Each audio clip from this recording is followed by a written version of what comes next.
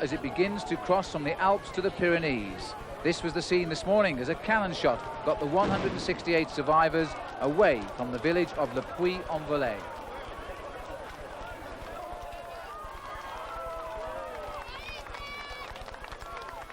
This is the third Sunday of the Tour de France, and there's still one more to come before the grand finish on the Champs-Élysées in Paris. Behind me here, the finishing line on top of a mountain called the Corse Noire, above the village of Millau. The riders in this year's Tour de France don't get any rest, do they? And the weather today, extremely hot yet again. It's been a good day of action already. I can tell you straight away that Jean-Claude Collotti of France is on the attack. He holds a lead of just over 1.5 minutes. 3 riders have given up today as well. Pascal Richard, Johnny Weltz, and surprisingly Christophe Leven of the Castorama Rally team. He was riding well through the area in Switzerland and the lower Alps. Well, before we go to the race proper though, let's catch up with the week in retrospect, told to us now by Gary Imlach.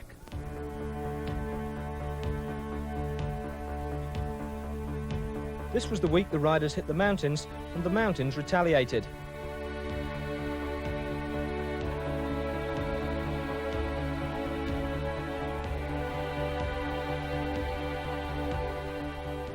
It all started very differently though, with a flat-out sprint into Besançon. East Germany's Olaf Ludwig was the winner, becoming the first man from that country ever to take a stage of the Tour.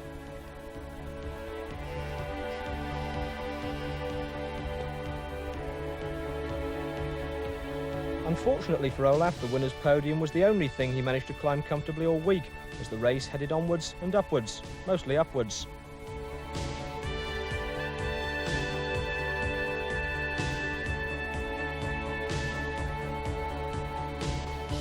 Monday's stage took the high road into Switzerland and on to Geneva.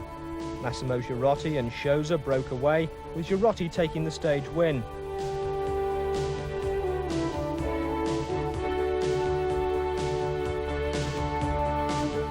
At the back, Olaf, who should be getting used to crossing borders by now, was just inside the elimination time.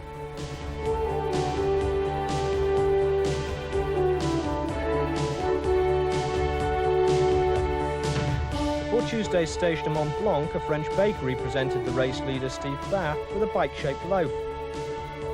I don't know what was in it, but suffice it to say that by the end of the day, a Frenchman was in the yellow jersey. Ronan Pansek had taken the race lead on his birthday.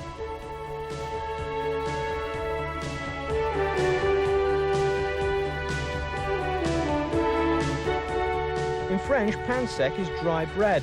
Whether or not Ronan appreciated the pun, his supporters were out in force on Alpe d'Huez, and so was everyone else.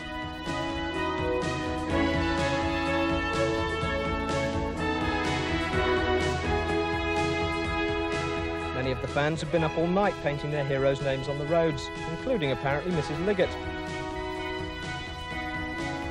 One man missing was last year's stage winner Gert-Jan Teunissen, out because of a positive dope test.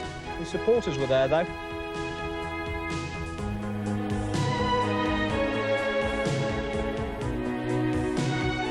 On the road, Delgado, LeMond and Bunyo set the pace, with Clavirola coming back at them time and time again.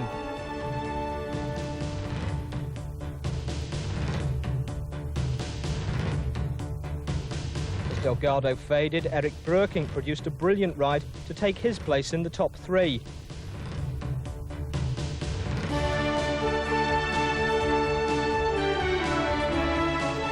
Bunyo just taking the stage from LeMond at the line.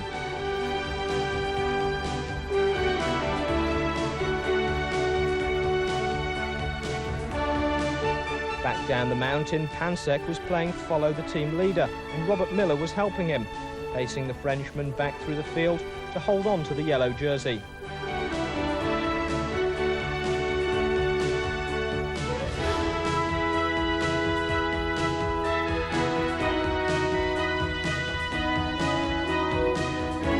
By the end of the next day, though, it was gone. On the road to Villard-de-Lans, the stage was Breukink's.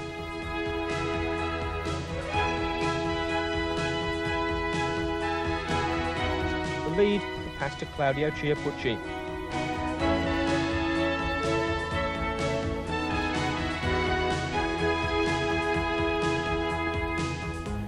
Going into today's stage, the Italians still had it, not by much.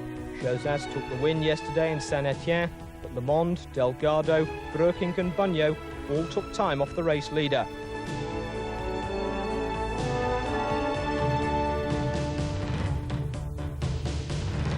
Now it's up to the Italian to hold on as the Tour goes to the Pyrenees.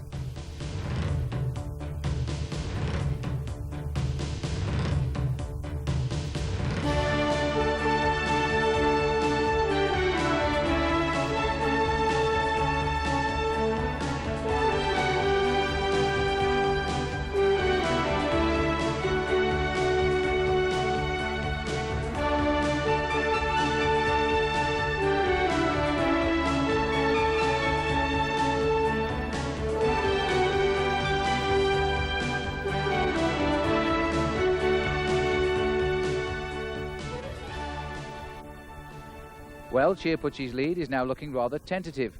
He could lose it even today, right here on the finishing line. He leads Eric Breukink by 2 minutes 2 seconds. At one stage he had almost 7 minutes on him. Greg LeMond is now in third place. Ronan Pensek, who lost the yellow jersey after the Alps, he's back to fourth. Pedro Delgado is fifth. And of the rest, Gianni Bunyo rides in sixth place. The great Spaniard Lajareta is seventh. Raul Alcala going backwards, I feel, down to eighth. Andy Hampston could be coming forwards up to ninth, and the Belgian champion Claude Coquillon, well, he's in 10th place. You know, two riders really impressed in the Alps, Eric Breukink and Greg LeMond, and yesterday Paul Schoen asked them both the same question. What was Pedro Delgado going to do today? He spoke first to Breukink. He will attack, and he is, I think, the strongest in the Pyrenees, so we have to be careful with him. So your job is to stay as close as possible to LeMond and Delgado? I think so, yeah. I'm sure Delgado will attack. I'm sure there'll be attacks. And I hope I'm feeling good, as good tomorrow. What about the ride by Eric Breukink? How do you expect he'll go on the climb tomorrow? I think he'll go quite well. Do you fear him in the mountains, or who's the rider you fear the most? I fear everybody. That's one of my qualities. I never gain too much confidence, because it's the one way maybe you win some races because of confidence, but you lose more races because of too much confidence. And everybody still is dangerous. And how do you feel about the rest of the Tour now, Greg? It surely must be opening up for you three riders, Delgado, LeMond and Breukink. Yeah, I think it's been a very good battle to take back the 10 minutes on Chiappucci and the guys who had 10 minutes, and it's been a very interesting race. Somewhat bizarre, and the riders who are riding better than I ever thought they would ride. I think I'm riding as well as I have been last year. It's just that the race is quite a bit different. I don't think it's quite as selective. So people like for the time trial yesterday are fresh for it, L'Alpe d'Huez too. But as I said, the Tour de France is done in the last week, not in the first 2 weeks. And quite right too, Greg. And this is the route all of the riders face today. It's up and down through spectacular scenery from Le Puy-en-Velay, on through the Tarn Gorge, which comes near the end, and then up the Course Noire to finish with a climb of 8 kilometres. In all, 205 kilometres on the menu. And as we look down now on the beautiful scenery here of the Tarn Gorge, this is a chasing group now of 17 riders. Jean-Claude Collotti was caught by them and gone out of the front of this group now, Collotti's teammate Jean-Claude Bagot. And in this group is Robert Miller, riding very strongly, but the main field are closing in fast.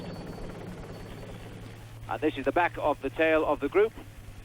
And Robert Miller is still in this group, but the last time check we got was that the main bunch of riders, including all of the favourites, only 58 seconds back.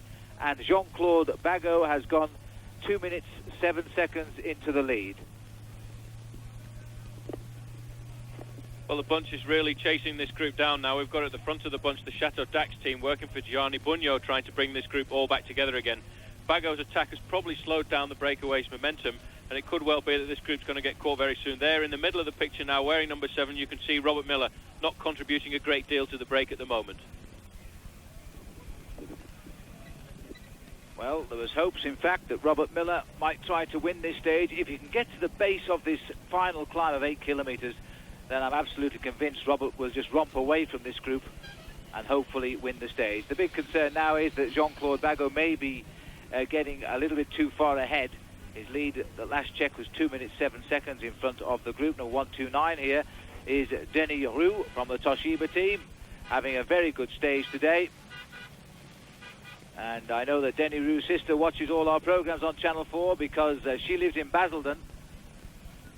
And Denis has ridden well today because over the second category climb of the Côte de Choiseul, won by Bagot, second was Martin Ducrot, and Denis Roux went over there in third place.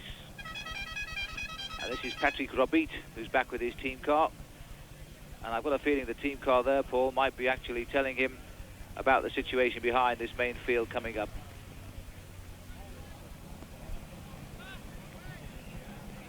And that's one of the race official commissaire's cars that's come up too, so there's still a chance that this group isn't closing down.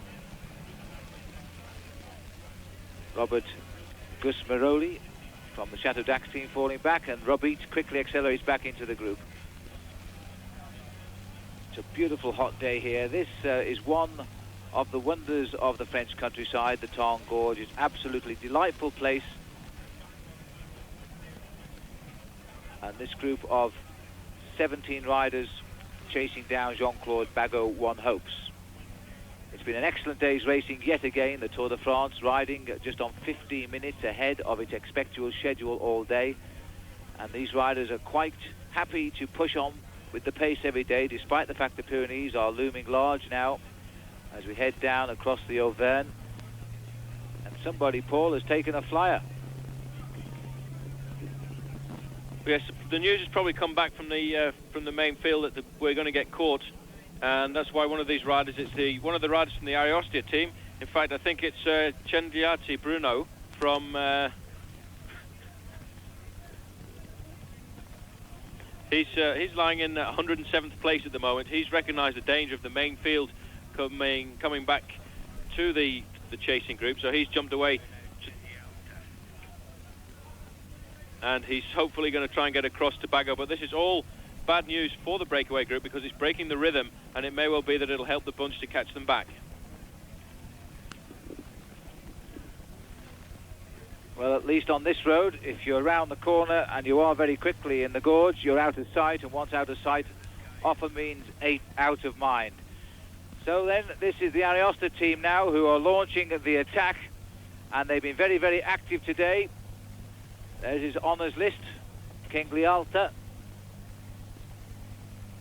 And not a lot of form this year, as you can see. 30th in last year's Paris-Roubaix. Bruno Kenglialta from the Ariostia team. They had an excellent Tour de France. They started off well with that stage win coming from Renault Argentine at Rouen. But of course, since then, Argentine retired from the race. 3 more riders have gone today, as I told you earlier. And now a chance to go back to the peloton. The main field, the green and the yellow jersey down in the basement there. The green jersey worn as ever by Olaf Ludwig, who is absolutely delighted to be riding away from the Alps. And just look at that picture. France is such a beautiful country. Its scenery changes day by day. The Tour riders probably never notice it. Every day is a new challenge to them, another piece of terrain to be conquered. But to the followers of the Tour de France, they do really enjoy moving around the hexagon of the country. This is the main field, trying to chase down those 17 leaders.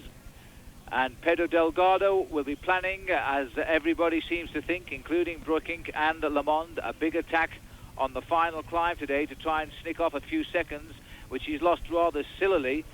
He lost 30 seconds yesterday when he should never have missed that move that was launched by Eric Brookink and Greg LeMond.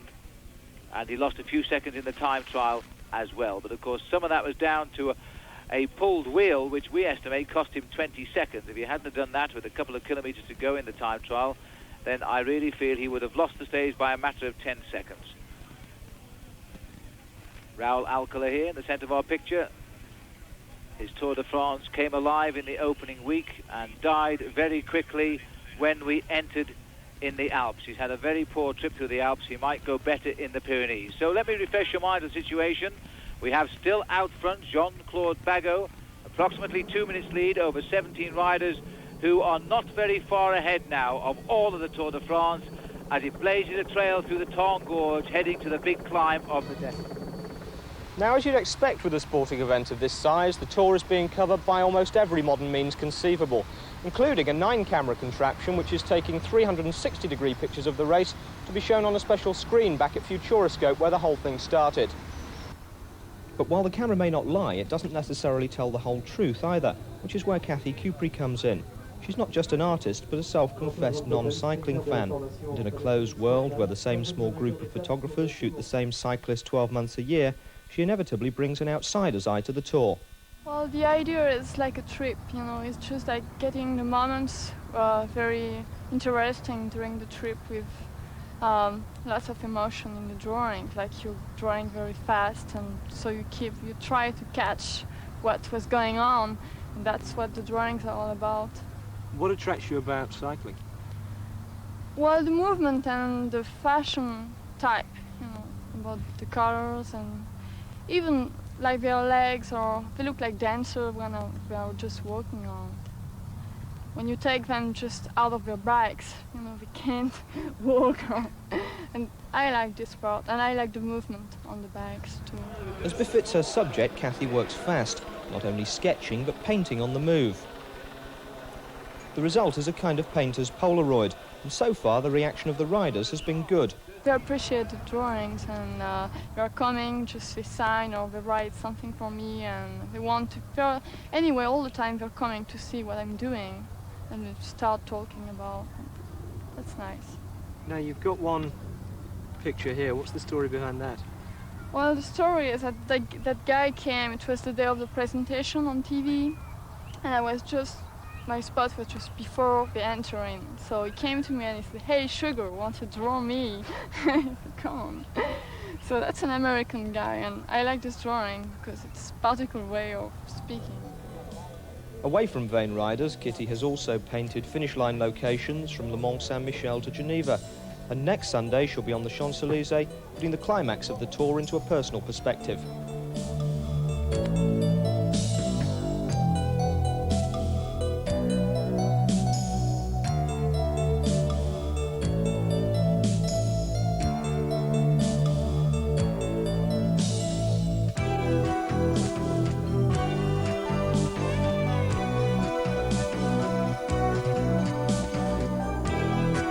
Field of the Tour de France, and they are really moving now because they are sensing they might yet close in on the escapers.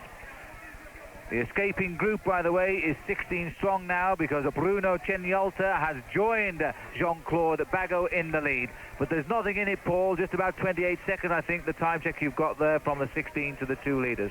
Well, it may well be that the chasing group will come back to this group because Bagot himself, having been away for so long, isn't contributing a great deal. He's probably quite tired after his break. When there, the gap is coming down all the time, 22 seconds to the chasing group, and the bunch is being driven along at the back there by the Chateau Dax team with a little bit of help from the Banesto team of Pedro Delgado. Well, this is Johan Bruneel of the Lotto team trying to get some action into this chasing group. We're only about 23 kilometres from the finish, but the last 8 kilometres will take them a little while. Philippe Louviot, champion of France, on the right. There's the latest on the peloton, 2 minutes 8 seconds behind this group we're looking at now, and 22 seconds ahead of this group, of course, are the 2 leaders trying to survive their journey through the Tarn Gorge. Well, there on the front's Dominique Arnaud, one of the faithful lieutenants of Pedro Delgado. He's ridden with Delgado for a long time now. He helped him very much when he won the Tour de France a couple of years ago. And there's the Chateau Dax team of Gianni Bugno. So Bugno's team trying to get the leader of the team into a position to do something on the climb up to the finish. Bugno did say after he won at Alpe d'Huez he wasn't too worried about a fine overall position in the Tour de France. He has won the Tour of Italy this year, of course. But this is most certainly at the moment Italy's cycling season. They won the early classics, they won Milan San Remo, and then they went on to win the Tour of Spain and the Tour of Italy. And so far they're having a tremendous Tour de France. First of all, it was Chiappucci who got the yellow jersey, and he's in that today, of course. And Bugno won that stage at Alpe d'Huez. First man to do that since 1952 from Italy when Fausto Coppi was winning there. Fausto Coppi, by the way, the only man who's ever won at Alpe d'Huez and gone on to win the Tour de France.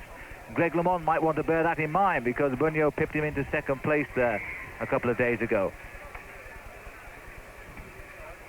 Still a big field, Paul, and the green jersey down there today of Olaf Ludwig. Well, Ludwig will be quite happy to be in this group at the moment. I don't think we'll see him using his finishing sprint at the top of this climb today, but he'll be happy to get through another day where he can rest a little bit before he goes into the mountains and tries to drag that green jersey over the Pyrenees. Gilbert Duclos-Lassalle in the blue, and there's Greg LeMond in his World Championship jersey, which he's worn every day of this year's Tour de France. Stephen Rooks in the red jersey, creeping up on the outside. The riders who will expect to do something on the climb, of course, are going to ride near the front of this bunch. The roads are very narrow. They twist and turn, duck and dive. It can get quite dangerous out there. Jan Schur on the far side with the blonde hair. Formerly a top international amateur rider and Olympic champion from East Germany, riding his first Tour de France following the political changes there.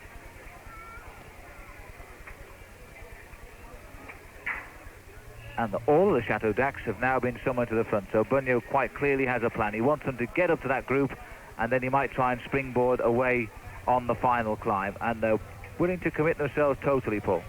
Well, that's the way the Italian teams work still. Even though it's changing a lot in the rest of European cycling, where you don't get quite as many domestiques, you find that the riders will not dedicate themselves to their leader, but that's still the case in Italy.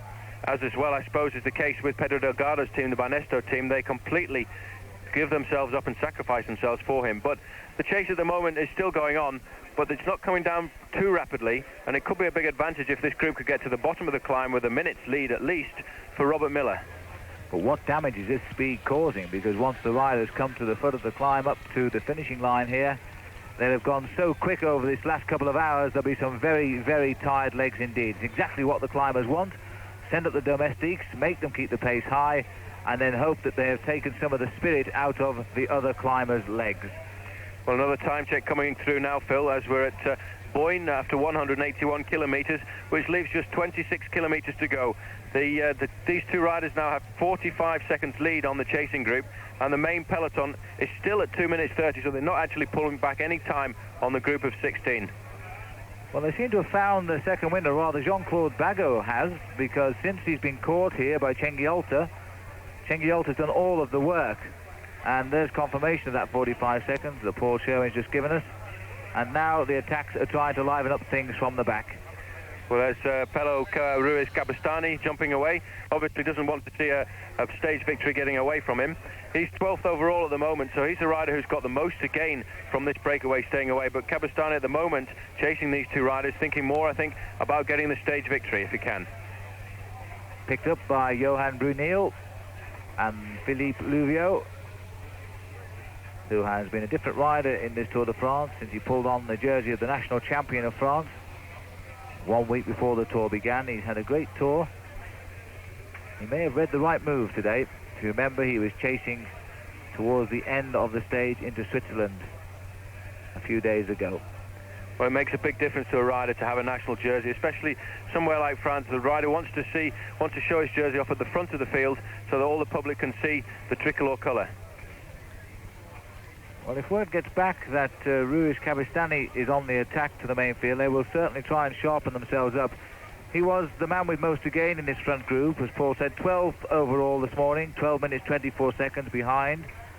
A noted rider who can pull out a good climb when it matters, and he's obviously gone off on the attack when message reached him that the groups were beginning to close down. This is Robert Gusmeroli from Italy and the Chateau d'Ax team, who's trying to bridge the gap as well. So the Italians are totally different in this year's Tour, Paul. Well, this is the best I've seen the Italians ride in the Tour de France for a long time. The Austria team have been superb, because even without Argentin riding with them, I would have thought they'd have been slightly demoralised, but it's actually had the opposite effect on them, and they've become a very attacking team. The Chateau d'Ax team, they've always been a very well-drilled team around Gianni Bugno. They've got a lot to gain from this Tour de France by putting Bugno into a good position, and it's nice to see them riding so well. So these are the four riders who have just slipped away from that group of 16 riders. They're now chasing the two leaders.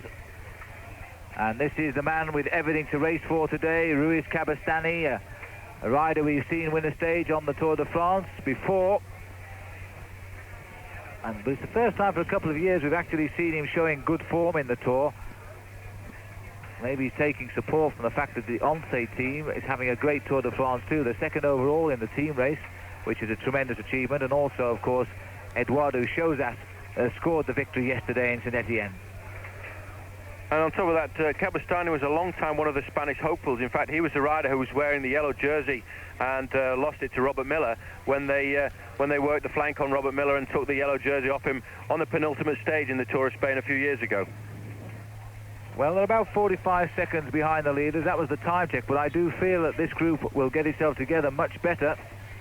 This is Brunil, who's having a tremendous first Tour de France. He's always in the thick of the action. Cabestany in second place. Louvio not working as hard as he might. Perhaps he's feeling the pace a little bit. And the Chateau d'Ax rider sitting at the back, the policeman, trying to hopefully hope that this group will come back and that his man, Gianni Bugno, will join them. Well, as they come to the next Panasonic sprint, that leaves them with 20 kilometres to go. And the speed that this group is now chasing, it's a lot more dedicated to try and catching these two riders than it was before. It may well be that the group of four will catch the two riders here in the lead. And here are the two leaders, and Bago, since being caught by the Italian, has done nothing at all, Paul.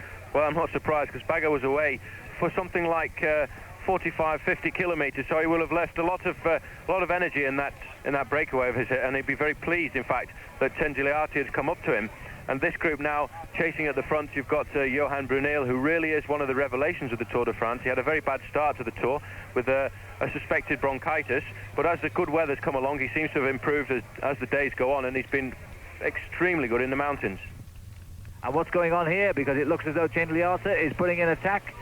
And Bago, 20 kilometres to go. Banner just flashed by, a little out of position by our reckoning, but it won't matter. Tenzi Leati, in fact, taking the special sprint there. And so he earned himself £100 or so, and now he'll freewheel and Bago will rejoin him. This is the pursuit behind, much more solid. Oh dear me, very much more solid. At 20 kilometres to go, we're going to have 6 leaders here.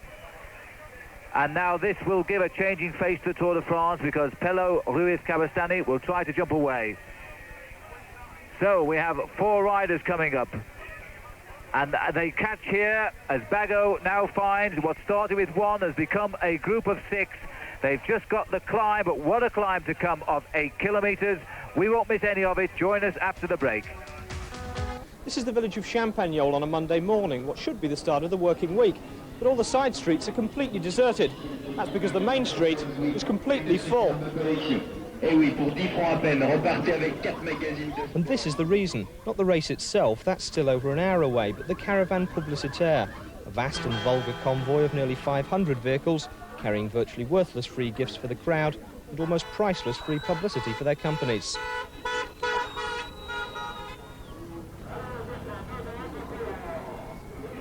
The main targets in this round France paper chase are children, most of them too young to know Thierry Marie from a Teenage Mutant Ninja Turtle.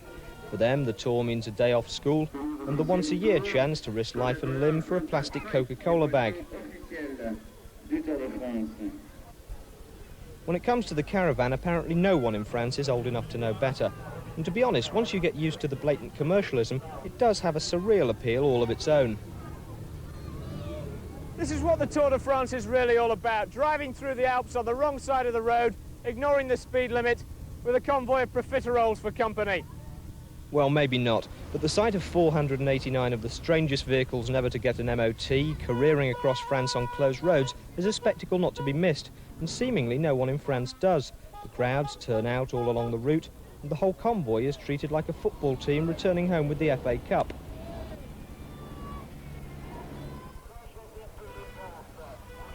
The Caravan never stops for lunch because it needs to keep ahead of the race, but with caps and carrier bags as good as currency on the Tour, all you have to do is find a food wagon and barter.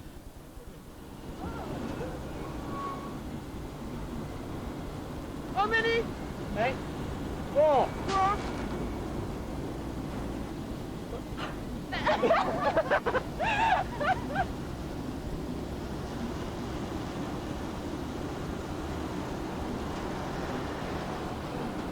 Okay. Thank you. Thank you. 4 chalk ices for a Channel 4 t-shirt. It's the way the Tour de France economy works. And it does work. Despite the protests of the purists who think it detracts from the racing, the Caravan Publicitaire is what helps keep the Tour going financially. Besides, any show that features a motorised profiterole deserves to stay on the road. Back to Phil. And these are the leaders. As we look back, these are the chasers. The gap between front to back at the last check, as we start the climb to the finish, is just 20 seconds. Tremendous chase has gone on over the last 7 or 8 kilometres. This gap has come down rapidly. And the leaders at the front, there were 6 of them, remember, have split up. And this is the head of the peloton. The rainbow jersey there, number 1, Greg LeMond. On the far side of him in the black, yellow and red is Claude Coquillon. Ahead of them both was Thierry Clavereau. Let's go back to the leaders. This is Brunel here. And Roberto Gusmeroli is the Chateau Dax rider. And Pello Cabestany, here he is. He was the rider who attacked as soon as the road started to climb. He was the highest place overall in his original break of 18 riders, in 12th place this morning. And he knows the group is coming back. He was just hoping he could get to the hill before the group caught them, so he had a real shot at finishing up the mountain alone. Well, that's exactly what he wanted to do. He was the rider who'd actually contributed the most of this breakaway group to try and make it successful. But it looks as if those 2 riders are about to be eaten up by the bunch that are chasing quite quickly at the back there. And Cabestany's driving this group away, but I don't think it'll be very long before we see some attacks coming from the main field to try and catch these 3 leaders. Let's have a look. The first 2 we're going to see, there they are. That's Luvio, I think, and Bago. And there's the field, bringing them back like a train. LeMond in 2nd place. And Delgado was also riding very, very fast to get to the front all earlier on. Miller is going up smoothly. Now look at the speed of Robert Miller as he accelerates, taking with him his faithful leader, Greg LeMond. They've had a great tour, the Z team. The reason that this breakaway came down so quickly was because of the effort of all of the Z riders. As soon as the Miller group was caught, Robert has immediately fallen into place as a team workhorse again. Well, Miller there, sacrificing possibly any chance of a stage victory today by working for Greg LeMond, while at the front here, the race is splitting apart again. I would think that's Cabestany has gone away there. No, it isn't. In fact, it's Brunel. Well, that's a surprise, Paul, because I thought Brunel was suffering. I thought on his face he looked to be in all sorts of trouble when Cabestany attacked. But he's found his 2nd wind on the climb. This is a very strange climb. It's quite steep at this part. It levels out for a little way, and it kicks again up towards the finish, right at the top, which is in the woods. And Brunel searching to find a gear that he can settle into nicely. And he certainly has put a few meters into Cabestany. I'm not sure whether maybe he sensed, Paul, that Cabestany isn't firing properly. Well, he's probably just checking the water, really, to see what the situation was at the time there. He gets a little bit of a refreshment from a spectator. Cabestany not too far behind, not actually blown up. But you can see here that Roberto Gusmeroli from the Chateau Dax team really has blown, and he's gone straight out of the back. Well, he's gone in a big way, and he's going to be swept up by the group now very shortly. This group of what was 18 riders is going to be down to just 2. Cabestany clawing his way back here, so this really was just a tester for Brunel to see if he could get rid of the rest of the group. Cabestany digging deep into it to try and get back and get onto the wheel of Johan Brunel there. Now, Atle Volsvold, who is setting the pace for the Zeds. The relentless pace, this team has taken hold of the Tour de France, and they are now fighting hard to try and get Greg LeMond into the leader's yellow jersey. The benefit of a strong team in the race, and Pedro Delgado, although he has 1 or 2 strong riders, they don't have the depth of the Zeds. There's Robert Miller on the far left in 2nd place. Look how strong the Zeds are, because you could see Valzo looking over his shoulder there, waiting to see where Greg LeMond. So these riders really are strong. The whole of the Z team seems to be firing very well at the moment, but there with Criquelion on the left-hand side as well, who's riding an excellent Tour de France this year. At the front, we've got Johan Brunel, who's been rejoined by Cabestany, who seems to have lost a little bit of his fire now.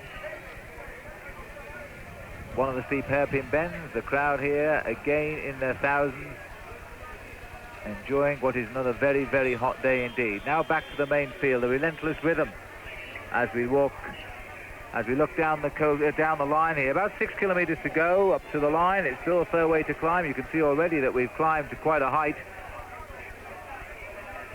And it looks as though the Kellner team, Paul, is thinking of Fabio Parra and innocently helping the Zeds as well.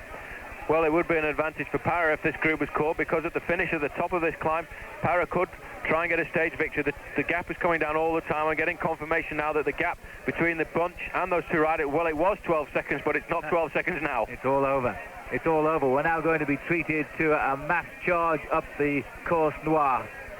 as Brunel and Cabestany are picked up, the last two of the race breakaway today that's been out in front for most of the day.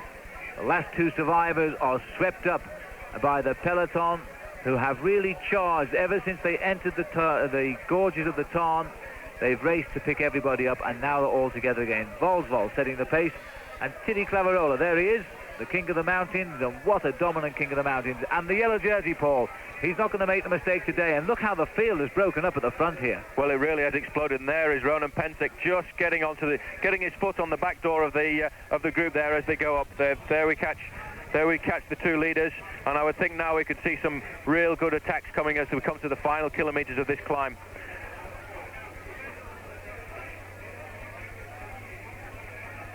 The relentless tempo of the Z. It's a wearing down process because it's a long way up the climb. Volsvold finished second in the Tour de Trump in the United States. He's had an excellent season, certainly his best since he turned professional.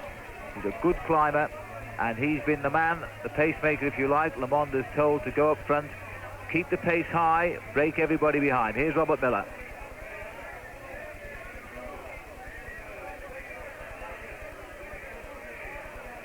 And Miller now in a little bit of trouble, I think, Paul, because he was in that breakaway all day. He's done all he could at the start of this climb, but now he's hanging on at the back. Well, I think Robert Miller must have gone into a little bit of oxygen debt there, because he really did the foot of the climb and tried extremely hard to make sure that Greg LeMond started the climb in very good place. It looks as if that may well be Marino Lejarreta on the front with Greg LeMond just on his wheel there. All the big heads of the Tour de France seem to be present at the moment, and Robert Miller has just got back onto this group. Maybe get his breath back and be successful as we get nearer the top. Well, he gets a slight respite. It's happening about now where this hill is not as steep as it is at the beginning, and certainly as it comes up towards the end. This is Lejarreta, who's got back into second place now, but he is coming so well in this Tour de France. He finished fifth in the race last year. He's such a quiet cyclist. He rides it with a great deal of intelligence. He watches every move, and gradually he slips up the classification almost without being noticed. Well, another good rider from the Once team there is Eduardo Chozas, who won the stage into Saint-Etienne. He's up there at the front giving a little bit of help to Lejarreta at the moment, and you see how much this bunch has actually exploded already. Well, there on the left-hand side you can just see Gianni Bugno next to Greg LeMond, who's ripping his jersey open, trying to be able to breathe just that little bit better. Well, when we last came here, it was Régis Clair who won the stage, and he won it by many, many minutes. He'd been away in front so long. And then we were treated to a great fight amongst the leaders, and I think we're going to get that again now, because on the right is Claude Coquillon, seeing the clean road ahead. Greg LeMond in the World Championship jersey, the yellow jersey of Chiappucci, and Eric Breking just in the bottom of our picture, as was Pedro Delgado.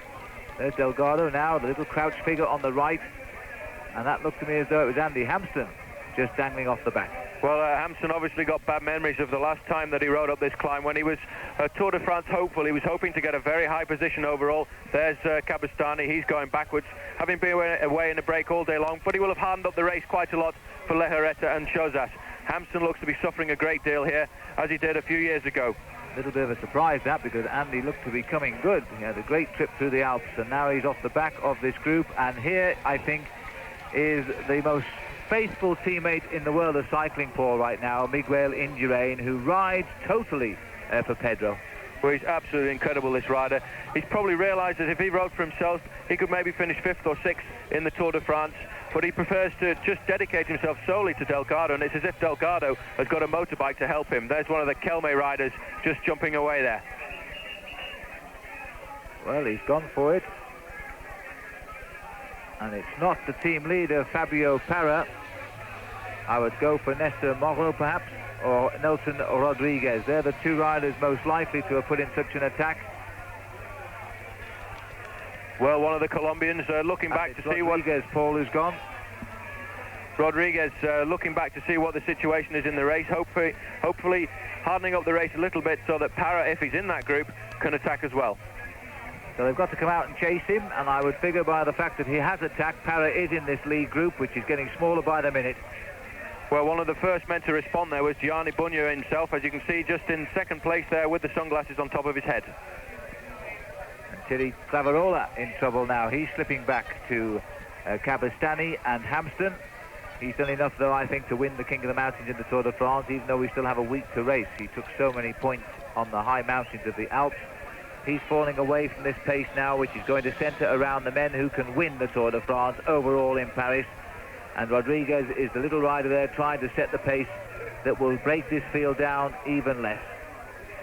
I'm getting confirmation, Phil, that Eric Brooking is actually having a little bit of difficulty here, and the group that is going away contains Indurain, Delgado and Greg LeMond.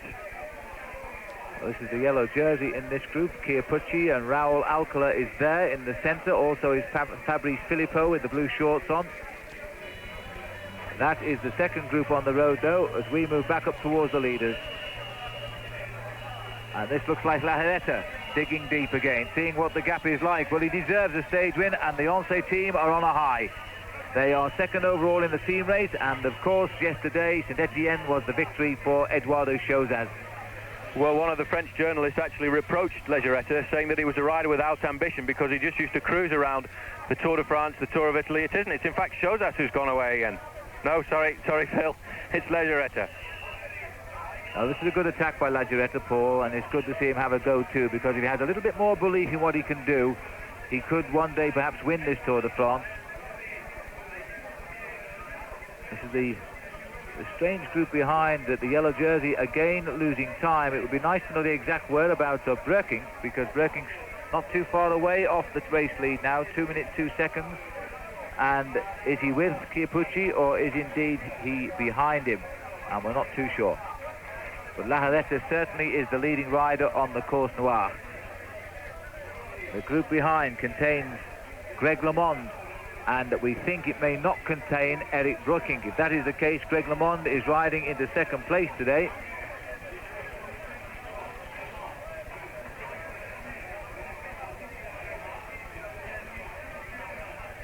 So Larreta has found his wings.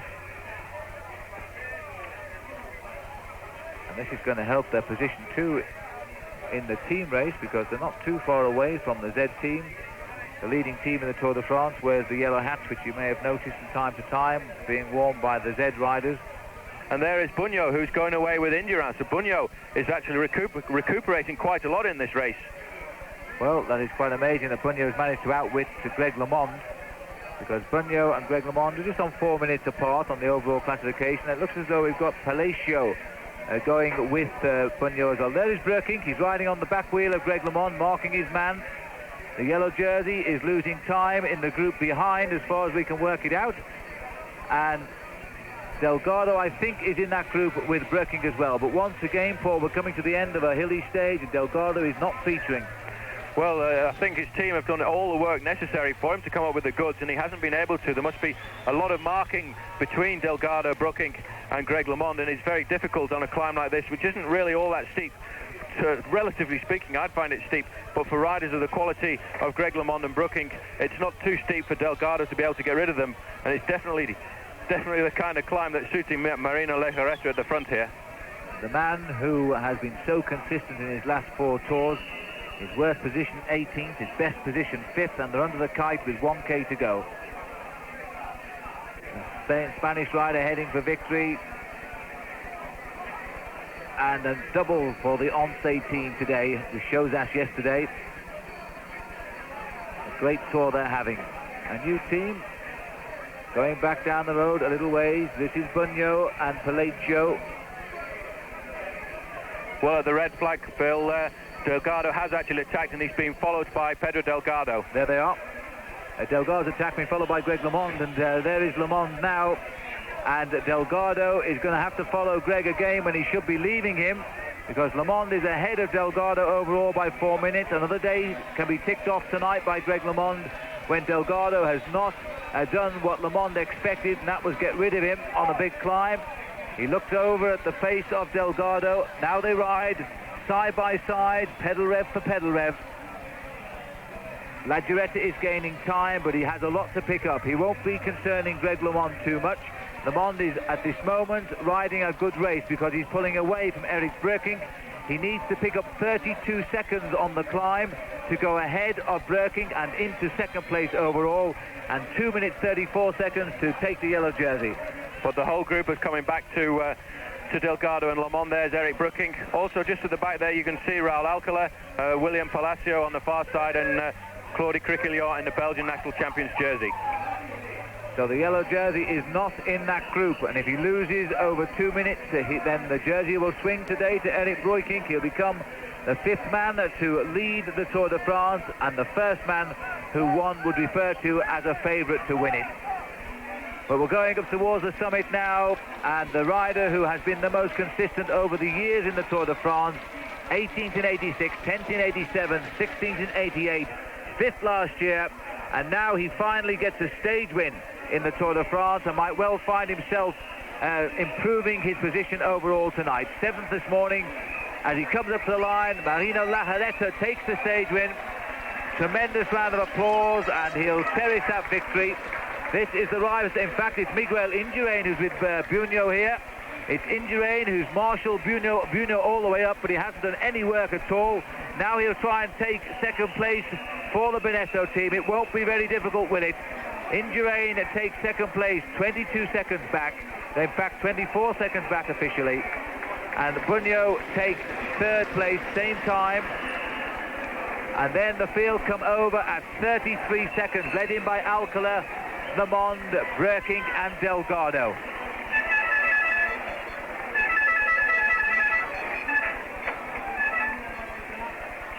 And the yellow jersey loses another 47 seconds of his lead. So he will survive in yellow again, but surely now his time is running out.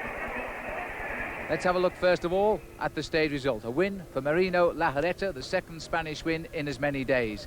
In 2nd place, 24 seconds back, Miguel Indurain. Alongside him, Gianni Buño. A better day for Raul Alcala of Mexico. He gets 4th. And then the stars of the Alps line up. In 5th place, Greg LeMond. 6th place, Eric Brooking. And in 7th place, Pedro Delgado. So, a day of relief for the yellow jersey, Claudio Chiappucci. He rode a lot better today, although he lost a little bit of his overall lead to the stars in this year's Tour de France. Let's have a look at the overall situation.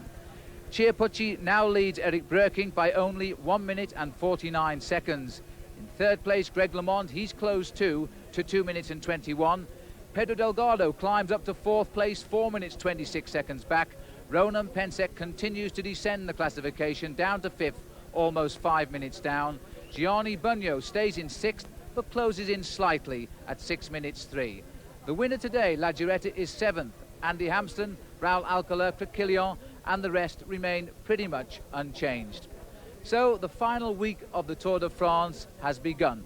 We now face up in the middle of the week to the Pyrenees, and next Saturday the final time trial. It's going to be a great week, and there's an awful lot of racing still